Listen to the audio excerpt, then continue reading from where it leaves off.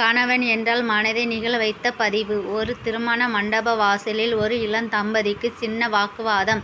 கணவனை உள்ளே அனுப்பிவிட்டு வாசலில் போடப்பட்ட நாற்காலியில் அமர்ந்த அந்த நவயுக மனைவியை கவனித்த 60 வயது மதிக்கத்தக்க பாட்டி அப்பெண்ணை அணுகி, மகளே, நான் கேட்பதை தவறாக எண்ணிக்கொள்ளாதே. ஏன் உன் கணவனை கடிந்து கொண்டாய்? ஒன்றுமில்லை ஆண்டி, இது என் கணவரது தங்கையின் திருமணம். நான் கூட வந்து நிற்கணுமாம், எல்லா நிகழ்ச்சிகளிலும் பங்கேற்கணுமாம். வீட்டுக்கு ஒரே பையன் என்றாலும் இவர் வீட்டிலை மதிப்பதில்லை. இதில் என்னை வேறு கூப்பிடுகிறார். பெண் என்றால் அடிமையா என்ன? கணவன் சொல்லும் இடமெல்லாம் செல்வதற்கு எனக்கே அசதியாயிருக்கு. இந்த ஆம்பளைங்களே இப்படித்தான் ஆண்டி, தன்மானம் இல்லாதவர்கள்.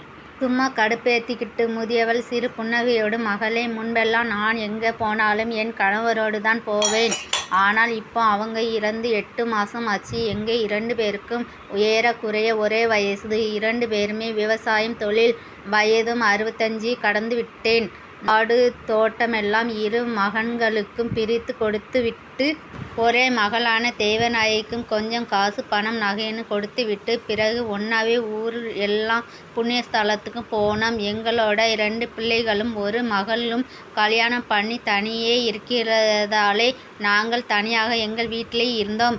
என் கணவனுக்கு துரதிர்ஷ்டவசம் இனிப்பு நீர் இரத்த கொதிப்புன்னு நோய்கள் இருந்துச்சு. தினமும் மருந்து சாப்பிடணும். அவங்க அவ்வளவு திடகாத்திரம் இல்லாததாலே நான் தான் அவர்களை முழுமையாக கவனிச்சுக்கிட்டேன்.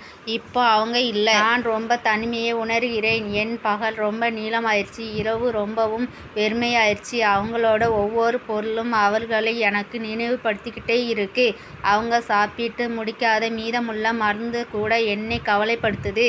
அவங்க ஃபோன் நம்பர் இருக்கு, ஆனால் நான் அழைச்சா இனி பேச மாட்டாங்க. வாட்ஸ்அப் பண்ண படிக்க மாட்டாங்க. முன்னே என் படுக்கையில் ஒரு பக்கம் நானும் மறுபக்கம் அவர்களும் படுத்திருப்போம். இப்போ நான் அதே படுக்கையில் நடுவில் தனியாக படுத்திருக்கேன். சமையலறைக்கு தனியாக போகிறேன். சமையல்னு பேரில் எதையோ பண்ணுறேன். வாய்க்கு ருசியாக சமைச்சு பார்க்கிற அவங்க இல்லை.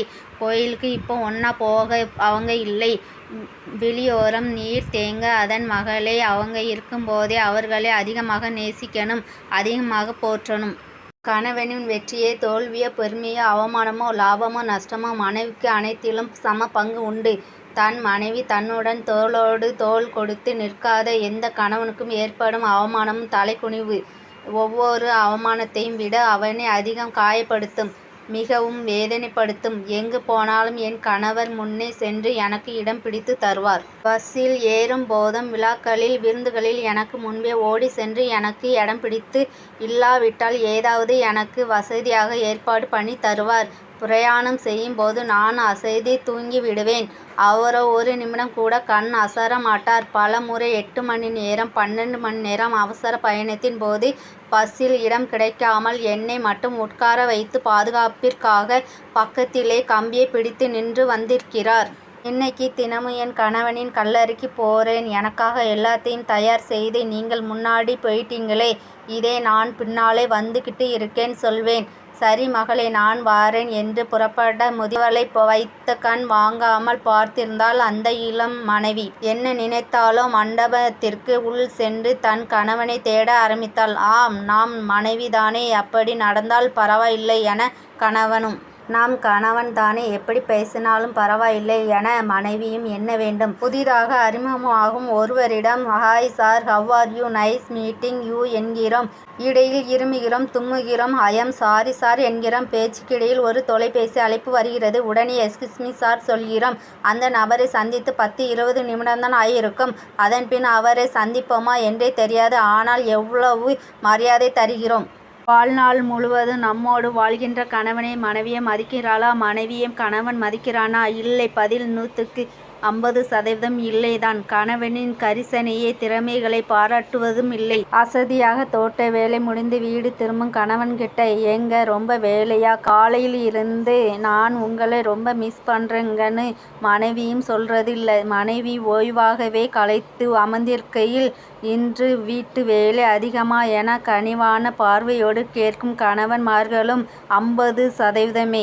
இதெல்லாம் சொல்லணும். அப்படி ஒருத்தரோட உணர்வை இன்னொருத்தர் புரிஞ்சுக்கிட்டு வாழ ஆரம்பித்தால் வாழ்க்கை இனிக்கும் ருசிக்கும். கணவனோ மனைவியோ மருத்துவமனையிலே படுக்கையிலே இருந்தால் கூட இருந்து கவனிப்பவர் கணவனோ மனைவியோ தான். சுமார் 1 மாதம் காலம் மருத்துவமனையில் படுக்கையாக இருந்தால் முதல் 1 வாரம் காலம் பார்க்க வரும் உறவுகள் சொந்தங்கள் பின்னர் படிப்படியாக குறைந்து விடும். பின்னர் மகளோ மகனோ நெருங்கியவர் மட்டுமே வந்து பார்ப்பார்கள். இறுதியில் கணவன் மனைவி மட்டுமே ஒருவருக்கொருவர் துணையாக இருப்பார். இறுதியாக ஒன்றுங்க, நம்முடைய உறவு நட்பு குலம் சாதி பங்காளி பகையாளி இனம் சாணம் பணம் முதலாளி தொழிலாளி கட்சிக்காரன் எல்லாமே ஞாபகம் இருக்கட்டும். கூடி கலையும் காக்கா கூட்டமே ஆக மனைவி மக்கள் மகன் இரத்த உறவுகளே நம் வாழ்வின் இறுதி நாட்களில் துணை இருப்பார்.